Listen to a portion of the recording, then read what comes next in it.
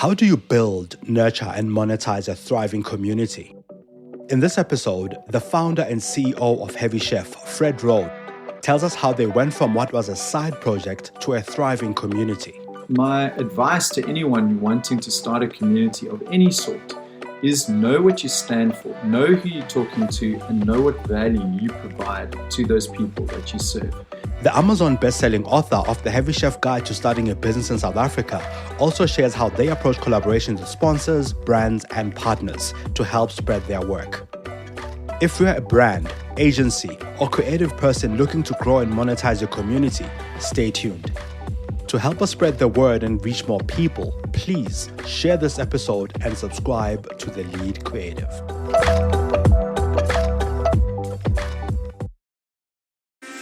Welcome to The Lead Creative Podcast, where we talk to creative industry leaders, influencers, and brands.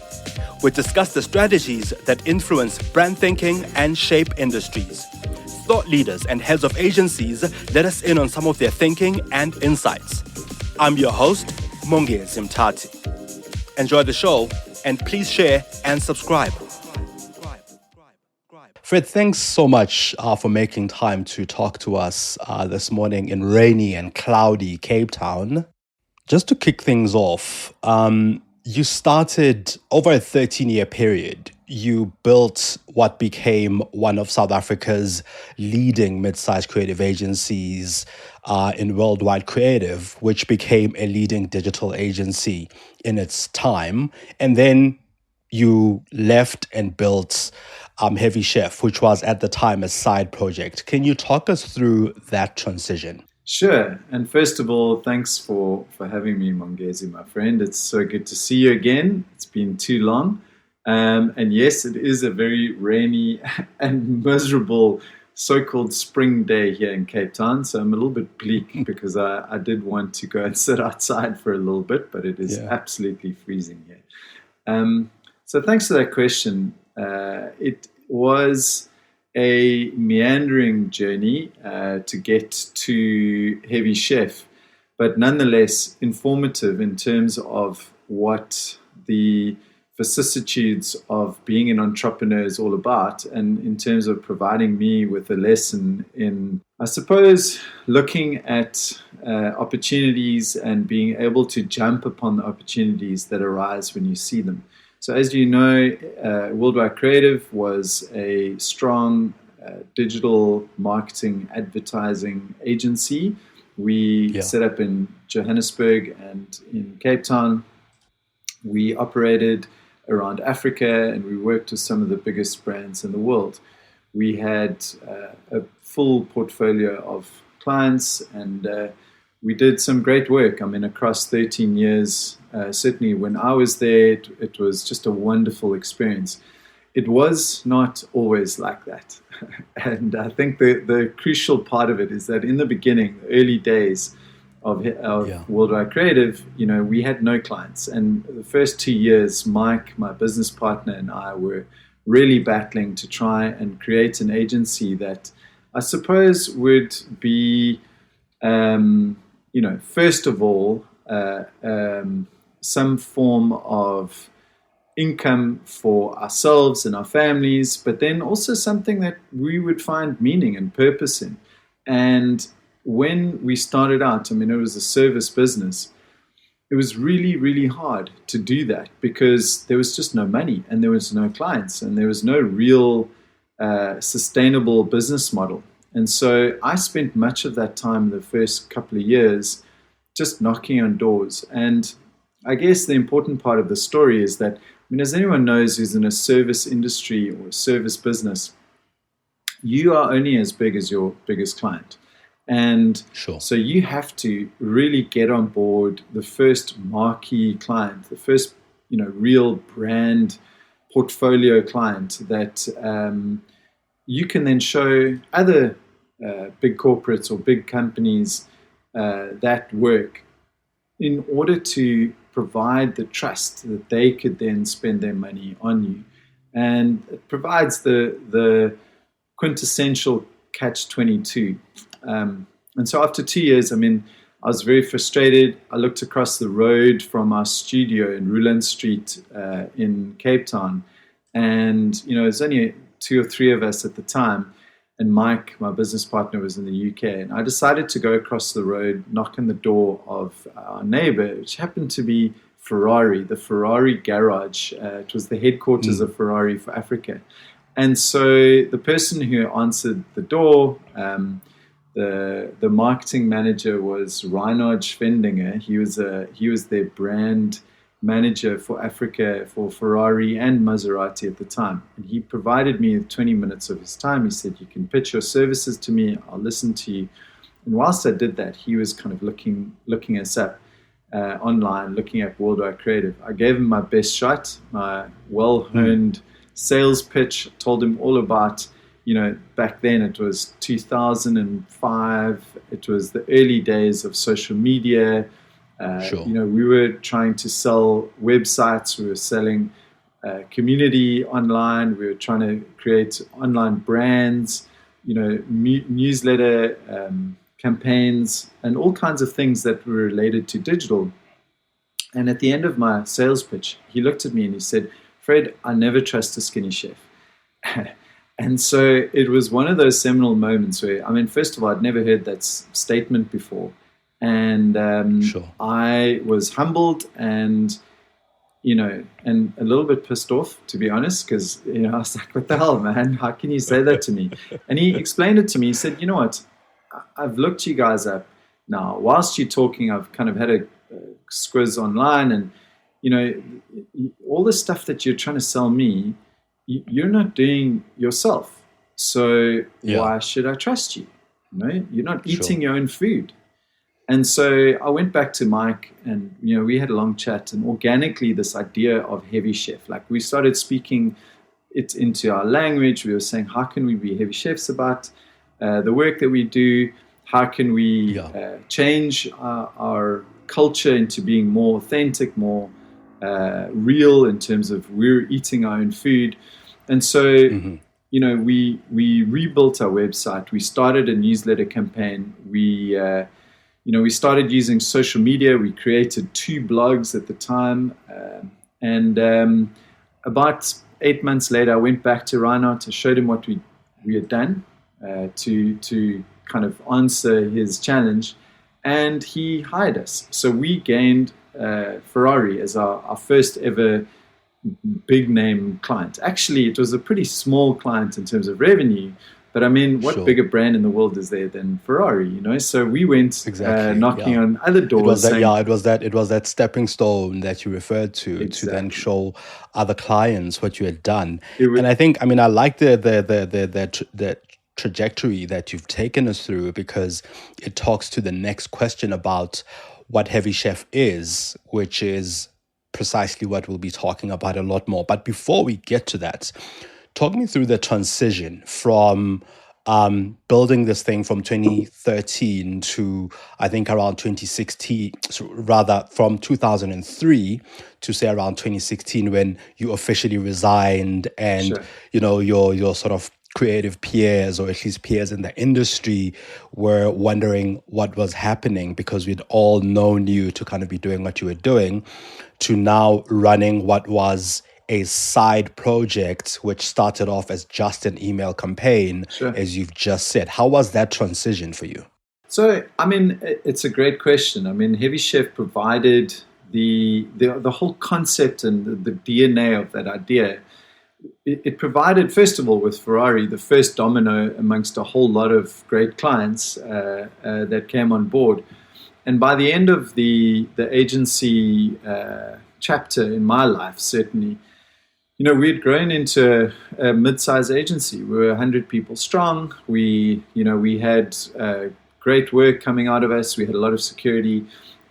We had great investors in a company called Saratoga Software that had bought 75% of the business.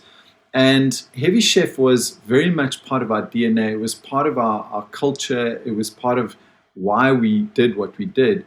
And, as we were running events back then. which were essentially digital marketing events. We called them the Heavy Chef Sessions. And so those sessions provided us with the impetus to kind of create a community. And when I left, I kind of hit a bit of a full stop. I just had enough of advertising. Digital marketing is relentless. It's the kind of thing that just never sleeps, it never stops. It was super fun, but then it got to a point for me personally where I just decided I needed to take a break. And so once we had sold, a big portion of the agency, I decided to take a bit of a sabbatical. And that transition was very much a thing of asking the question personally of what would give me the most amount of meaning in the second half of my life. I wanted to do something that would provide me with purpose, with a why, so to speak, something to get up out of bed in the morning for, and to serve other people, and to really use the extraordinary experience that I received during the advertising years in order to, I guess, make some form of an impact in the world in some small way. And that question, it really challenged me, because there were so many things I suppose I could have done, but then it just kept coming back to this whole thing of Heavy Chef. There was a meaning behind the organic nature of how Heavy Chef started, the origin story of Heavy Chef. And for me, it occurred to me that Heavy Chef was actually more appropriate to the world of entrepreneurship than it was for digital marketing. Because if you think about the way an entrepreneur exists, you have to eat your own food, so to speak. You learn by doing, right? And the people that we had engaged with were all entrepreneurs. And I had this insight where I realized, living in South Africa as we do, South Africa is beset by problems. We have the highest Gini coefficient in the world. We've got this twin threat of infrastructure, of energy, of crime, corruption, that is just, it's killing us.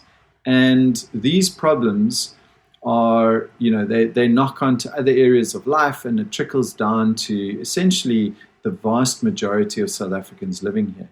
And if we're going to sit in this country and enjoy the fruit of the beautiful surrounding, the beautiful people, it is absolutely impossible for us to do that without at least trying to participate in being part of the solution to the enormous challenges that they face. And my firm belief is that the fastest way that we can affect change in this country is to empower the entrepreneur sector. So I wanted to get involved in that. And so I rebranded Heavy Chef and created a learning community, essentially a learning community that we would attract people. We wanted to inspire people to start new businesses, and then through the short courses that we provide, to empower them to succeed. So, in short, I think I'm getting the sense of, this sort of relentless search and redefinition and constant reiteration of purpose as being an important sort of cornerstone and foundation of what led to Heavy Chef and how you manage and build the community. Yeah, absolutely. And it's important to note that community is a very strong part of our model now. And in terms of making it work, interestingly, we had a very involved and intentional conversation at the inception of, Heavy Chef 2.0, in terms of when we wanted to create the organization. We had the discussion around whether it should be a non-profit or whether it should be a for-profit business. And we were thinking, well, it should be non-profit because essentially you want to serve people and so on. But the irony suddenly hit me one day when I was thinking, well, how can we make it a non-profit business when we're trying to teach people to be for-profit businesses, and our name is Heavy Chef, like eat our own food, so to speak. So it kind of suddenly became clear, okay, you know what, we have to make this a business. and therefore we need to have a business model. And all the sort of dominoes there started falling into place in terms of, well, we need to provide content. I have this amazing network that's throwback to the advertising days, all these incredible entrepreneurs, inspiring technologists, leaders, and creatives that we could tap into. We could create courses via those people who are heavy chefs themselves, people who have eaten their own food and achieved a form of success and who are domain authorities on particular topics, to share those, what we call recipes. So those short courses, we call them recipes, and that provides the content. And around that content, we are creating a community. And so hence it's a community, a learning community. And the mechanism for delivering those recipes is our platform and then our programs. And so the platform is essentially heavychef.com, where you can go and sign up for free, and you can access literally thousands of learning videos. We call them learning bites in these recipes. And we have programs which are more high-touch mechanisms to take people through 10 weeks of learning about a particular topic, whether it's starting a business, whether it's scaling a business, or whether it is selling your business, and everything between. If you're enjoying The Lead Creative, please share this episode with your network and hit follow or subscribe. Enjoy the show. Now, Fred, as a follower of Heavy Chef, I get a tiny glimpse of the amount of work that happens behind the scenes. How do you balance what you've just mentioned now to be community and community building with the behind the scenes work that needs to happen? Because unlike what Heavy Chef was when it first started, and unlike other communities that started around the same time as Heavy Chef, and I'm not going to mention any because we both know what these communities are. Some were started by companies that wanted to build a network, wanted to start conversations, and they kind of fizzled out because they were just side gigs and side things that were served a different kind of purpose. So how do you balance the work that needs to happen with every event that you deliver, with everything that you deliver on the newsletter, and the community building side? Because that's a big part of, I think, what I've experienced and what many other people have experienced with the work, because there's this fine balance between the two that kind of needs to happen. And I see that it's happening because the events are growing, the experience is growing. How do you balance this? Yeah, first of all, I just want to say you're a good interviewer, Mongezi, because you get to the tough questions, and I think that with that question in mind, that is a particularly important one. Because the truth is that it is, as you are alluding to, a heck of a lot of work. It's really, really tough. And I think, anybody who wants to start a community of any sorts, I think you'll know that it's really tricky because you're dealing with people. And, if you want people to coalesce around a particular organization or a brand, there needs to be value, and the value needs to be exchanged. There needs to be a certain amount of reciprocity in that value exchange. And, particularly if, like us, our business model being a freemium, premium business model, in terms of getting people to pay a monthly amount, there needs to be a disproportionate reward in terms of what you pay, And if you think about that, we're beset by what I think some people are starting to call micro debt. So for example, each month you have this option of hey, subscribe to this service, it's 49 Rand per month. Or hey, there's this other service which is 350 Rand, or this one which is 850 Rand. And so the ones that work are the ones that provide and deliver disproportionate value to the amount that you pay. So a simple example would be Netflix. You pay 99 Rand per month, or now I think it's 139 Rand per month or so, because Netflix are bleeding cash. But So they've just bumped their prices up. But the reality is, for 139 Rand per month, I think it's that. I mean, you're getting an infinite amount of content to choose from, right? So Sure. if you were to buy even a fraction of a percent of that content, it would cost you a lot more than 139 Rand. Absolutely. And so, Absolutely. it makes sense. The same with, I suppose, Spotify. And it's the same with a gym membership. If you're paying, whatever, 800 Rand per month for a gym membership, you think about it in terms of what would it cost me to set up a gym at home and do that stuff? It would cost you like 500,000 Rand to do a full experience, right? So 800 Sure. Rand per month suddenly doesn't feel so bad. And you can cancel anytime, right? And you get a lot of value for that. For those people who actually do go to gym Yeah. regularly, Yeah. because that's another story. So what we need to do, and the challenge alluding to what you were saying, is we need to provide that value to our members, right? And what we've done is we have actually got a non-profit organization that sits alongside Heavy Chef PTY, which effectively is concerned with research. So we research entrepreneurs relentlessly, right? And so one of the biggest insights, and anybody who's interested in this research can go and check it out at heavychef.org.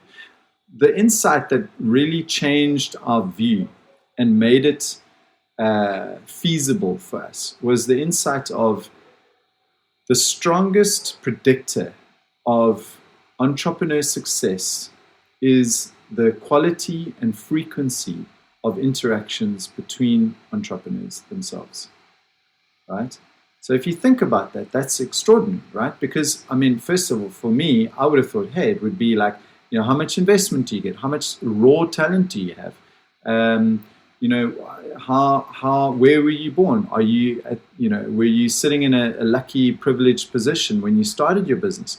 Did you have people around you to support you in the beginning with, some form of initial angel investment? Like, all of these questions would be, I think, they're important, but the strongest predictor is essentially community.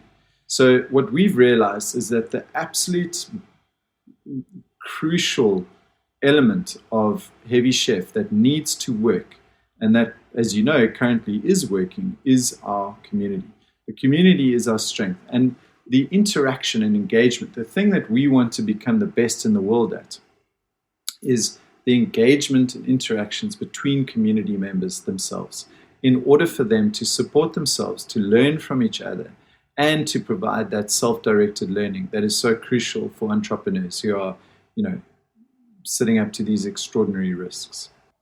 Yeah, you've said a couple of things there that I want us to kind of dive into, and I think one of them is something that Seth Godin, I think it was, or some author, I think it was Seth Godin actually, who said you make the easy things look difficult and the difficult things look easy. And I feel like it's precisely what you've just said, right? Like, it's easy to pay 139 Rand when you realize how difficult it is to put together such great shows and such great content. It's easy to pay if you feel you get that disproportionate amount of value that you've just described.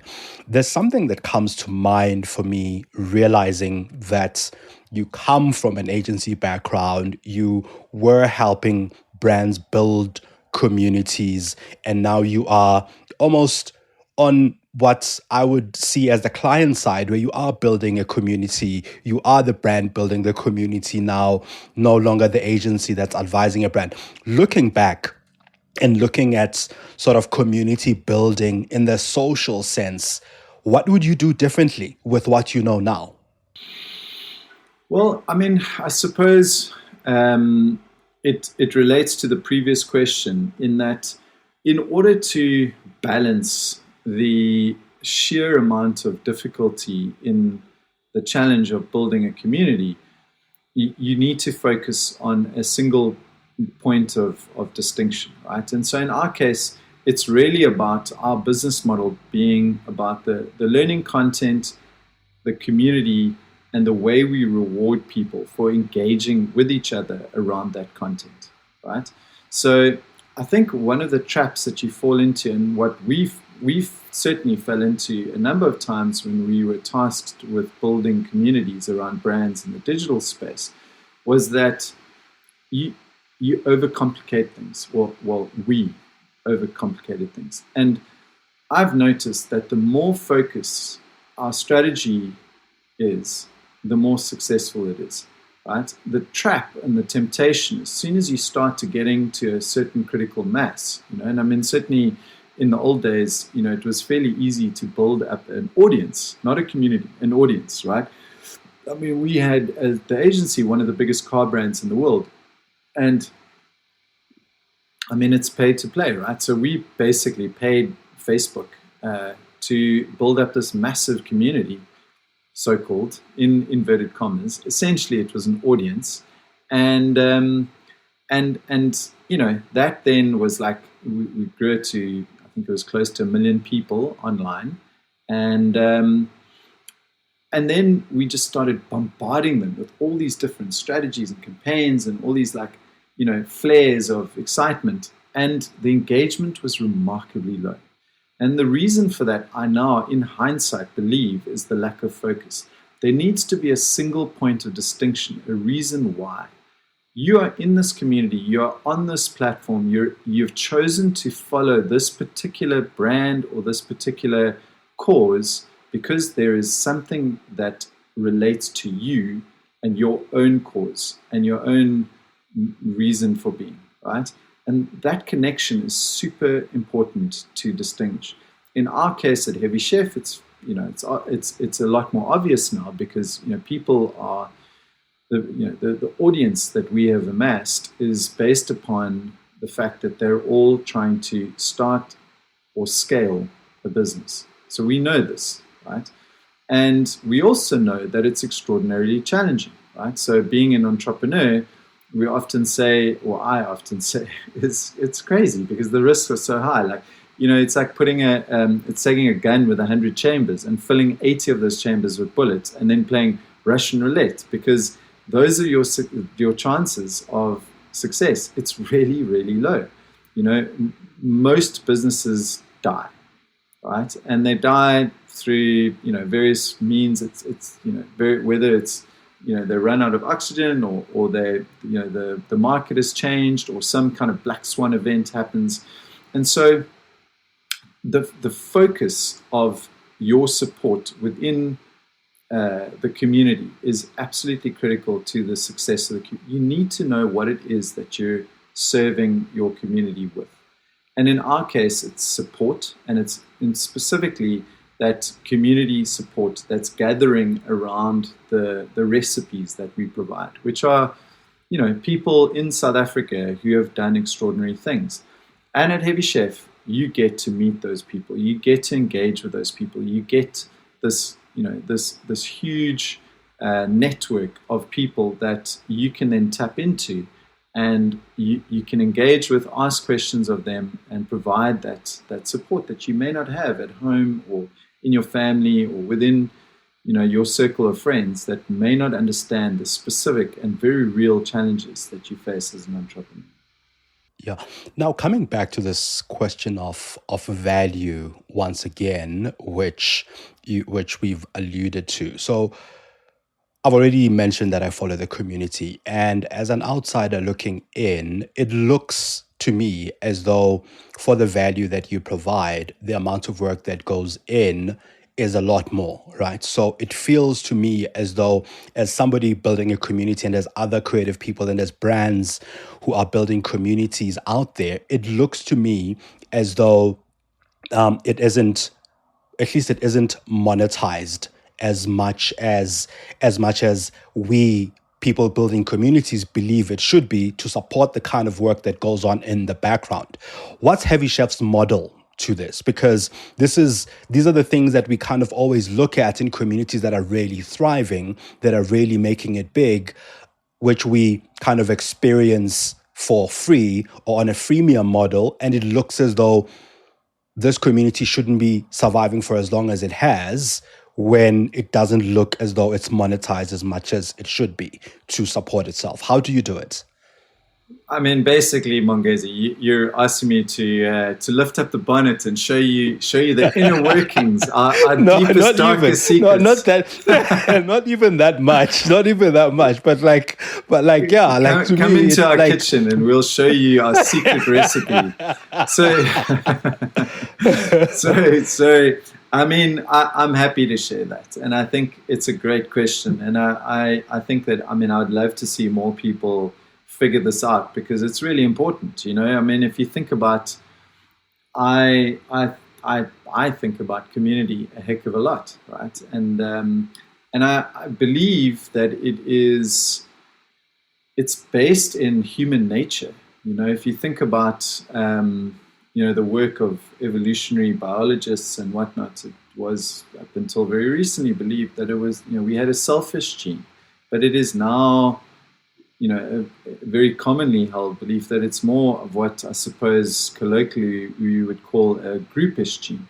We are meant to be in community, you know. We are attached to our parents at birth. We are, we die. We literally die if we do not have, as children, as infants growing up, we have the support of others. And so that's hardwired into our DNA, right? And so the challenge that you're addressing is how do we then make that something that's sustainable? How do we make it a community that supports each other, particularly during the difficult times, something that actually can look after itself in terms of a self-sustainable community that has enough money to keep going and to keep providing value to itself. And in I mean, there's obviously a lot of ways to do it. The hardest way is via micropayments. So the subscription model, which, it's obviously something that everybody is trying to do, but very quickly finds out it's very difficult because you need a lot of people to continue paying, whatever it is, 100 Rand per month, or in our case, 250 Rand per month, or in a gym's case, 800 or 900 or 1,000 Rand per month, to be able to look after itself and to ensure that it continues to operate. So we have those two mechanisms of delivery for our recipes. We've got the platform and we've got the programs.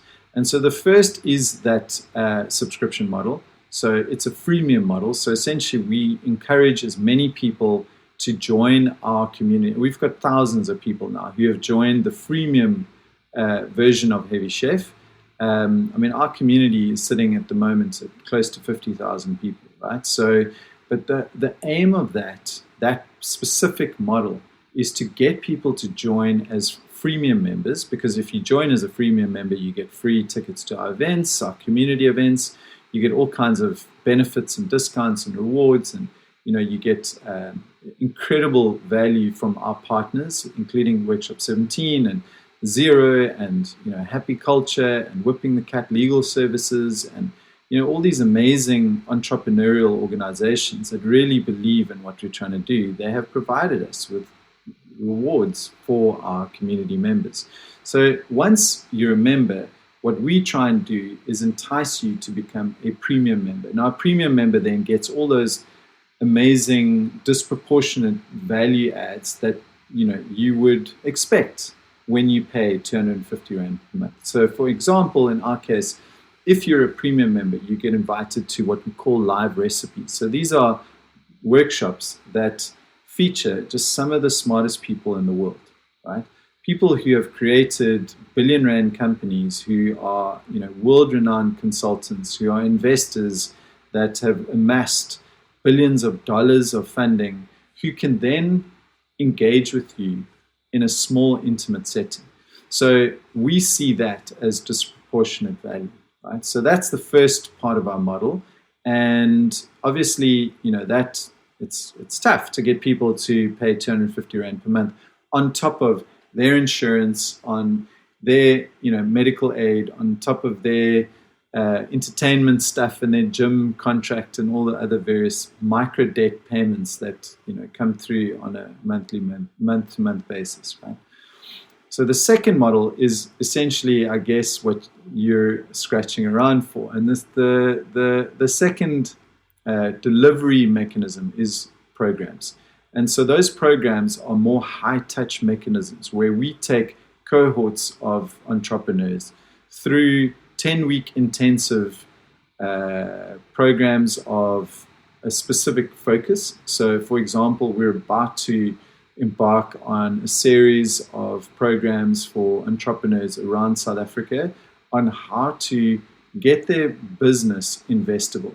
So it's that first business basics, financial literacy, getting them to the point where their accounts are in order, they understand all the mechanics of their business, they understand branding, marketing, social media, how to build a team, how to lead with confidence, and how to scale and sell their product. Right? So those are the very basics of business.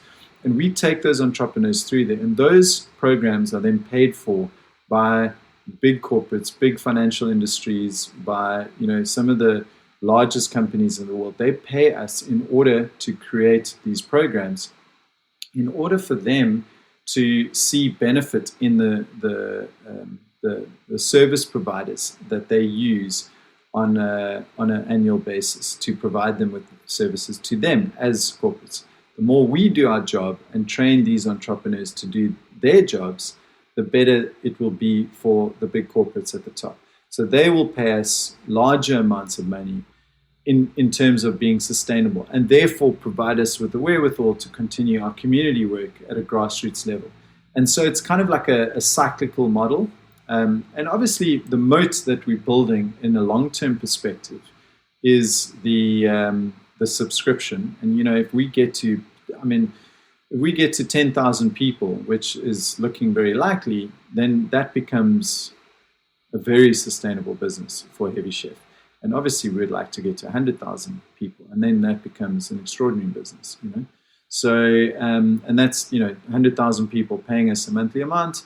And, I think then that becomes something that we have a certain amount of influence and weight in terms of being able to provide more value to entrepreneurs in South Africa and across the continent.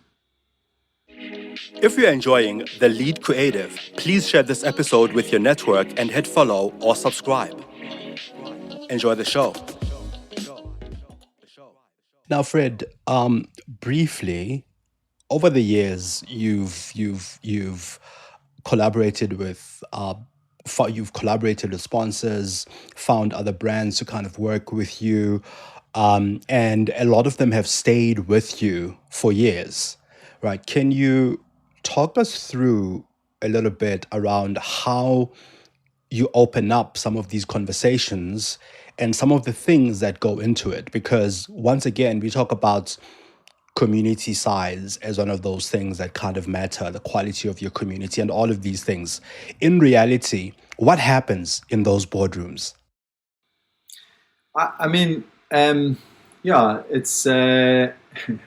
It's not.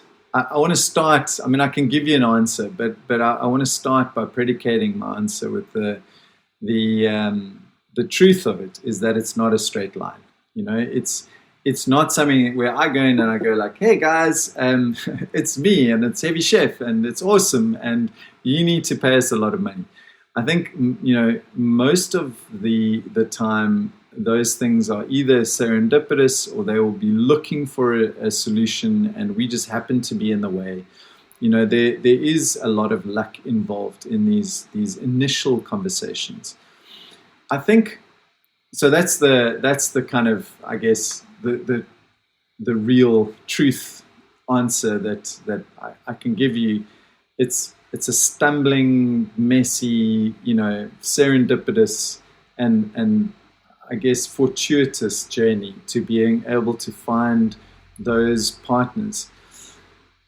At the same time, I do think that it is married to the fact that you need to be positioned well in order to answer their question. So when I say their question, they're asking, can this organization that has a community provide us with value? And the value needs to be aligned to what they're trying to do. So an example would be Zero Cloud Accounting, right? They're one of the most remarkable companies in the world. I have bought shares in them in Australia because they're just such an incredible platform, right?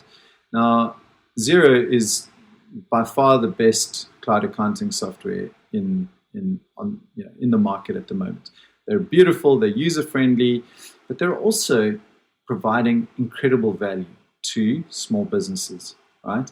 And when you think about that, their target, their focus, who they serve are small businesses. So they're looking for organizations that align with their mission, to serve small businesses. Xero wants to be the champion of small businesses in South Africa and around the world, right? So it makes sense to partner with an organization that wants to inspire and empower small businesses and entrepreneurs who run those small businesses, right? So it's a very easy conversation because we have positioned ourselves to align with what they're trying to do. And so my advice to anyone wanting to start a community of any sort is know what you stand for, know who you're talking to, and know what value you provide to those people that you serve. Because then all of a sudden it becomes a very logical and rational investigation to go around looking for other organizations that serve the same audience as you in a non-competitive way in terms of their services not the same as yours, and then have a conversation. Say, look, hey, why don't we work together? I mean, we both want the same thing. We want to empower these amazing individuals, and we have something that augments your offering. It makes you look good and ultimately positions you as a champion of this particular audience, this particular community.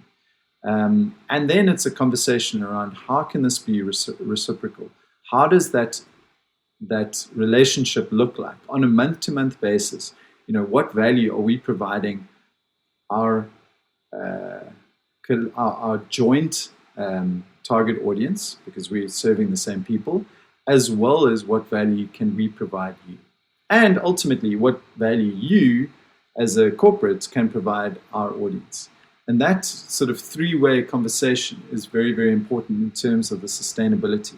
And then just to keep communicating, continually checking in and making sure that that there is a value exchange and that they see that value exchange. I mean, another one for us is Xnilo, which is a hosting company, and they serve hundreds of thousands of small businesses around South Africa and the world. It's a very easy conversation for us because they're an extraordinary organization, the best hosting company in Africa, and maybe one of the best in the world. And for us, it was like, well, how can we teach people about hosting, about website building, about all the absolute essentials of being online as a small business? And then how can we position you as somebody who champions the small businesses that need those services? And that's been a really wonderful relationship because Xnilo are so passionate about entrepreneurs and small businesses themselves. So I guess, in a nutshell, it's all about value exchange. Understand what value you have and then look for the organizations that are trying to deliver value to the same audience as you. Now, Fred, in closing, if you could encapsulate your journey with Heavy Chef and in the creative industry as well in a sentence or phrase, what would that phrase or sentence be? Can I swear? No. Can I use curse words? Listen, No. let me just say... You can think about them, but no. It's already swirling around. No, let me just say that I love being... enmeshed in this absolutely wonderful community. As you know, South Africa is a very, very challenging environment to start and scale a business. There are just challenges that we have here that are so unique and extraordinary, and that provide us with an additional 30 to 40% challenge that people in first world countries would have to face. Or level of difficulty that people in first world countries would have to face. And so for me, in terms of a phrase that would encapsulate it, I would say I'm just grateful and in awe of grateful for and in awe of the remarkable individuals that we serve. Because the people here are, in my view, literal superheroes. Way more powerful than Marvel Avengers or whatever. To be able to overcome and thrive in this environment is just extraordinary. So if anyone listening to this is running a business and facing difficulties, know first of all that you're not alone. Secondly, join Heavy Chef at heavychef.com. And thirdly, I would just say, power to you. What you're doing is really hard, and it is at the same time really, really meaningful, because what you're doing is you're washing money back into the economy. You're saving us, and if more and more entrepreneurs can survive and thrive, the better it is for this country as a whole. And it is a faster and better route to resolving the challenges that we face here in this country, than any other route that we could possibly deploy as a society here. So yeah, I'm in awe and absolutely inspired by our community. No, that's amazing, Fred. And I think, out of that, I get the sense that I think in terms of monetization, it's not a clear-cut sort of easy route. We might think it is, but the important thing is to be well positioned to be able to answer some of the questions that come up in terms of the sponsorship conversations that you will inevitably have if you're building a community. And I think also just finding what you can monetize and monetizing that. I'd love to delve into how you actually find that, because Heavy Chef is the one that we focused on, but I know that prior to that, many of us were lining up to submit articles on Ideate, which is a platform that you ran, and a platform that you ran as a blog or sort of a site in the, in the sort of heyday of sites that were starting out at the time, funded by advertising, or at least monetizing through advertising. And there wasn't any advertising on that platform particularly. So I feel like this thing of providing disproportionate value has always followed you and your work and your ethos to work. So I'd love to kind of unpack that another time when we can. But so far, I got a lot out of this, and I know that many other creative people as well as brands will get a lot out of the communities that they are building as well. Thank you so much. You're more than welcome, my friend, and power to you as well. I know that you're an entrepreneur, you're a creative professional, you serve this community as well, and I just want to honor you for that. Thank you, sir. Awesome, thanks. Thank you for listening to The Lead Creative. Did you get one insight that's worth sharing from this episode? Please share it with your network or your friends. Pop me some of your ideas and innovative finds on Twitter on @Mongezi. This podcast is available on Spotify, Stitcher, Apple, Google, or wherever you listen to your podcasts. You can also find me on mongezi.com.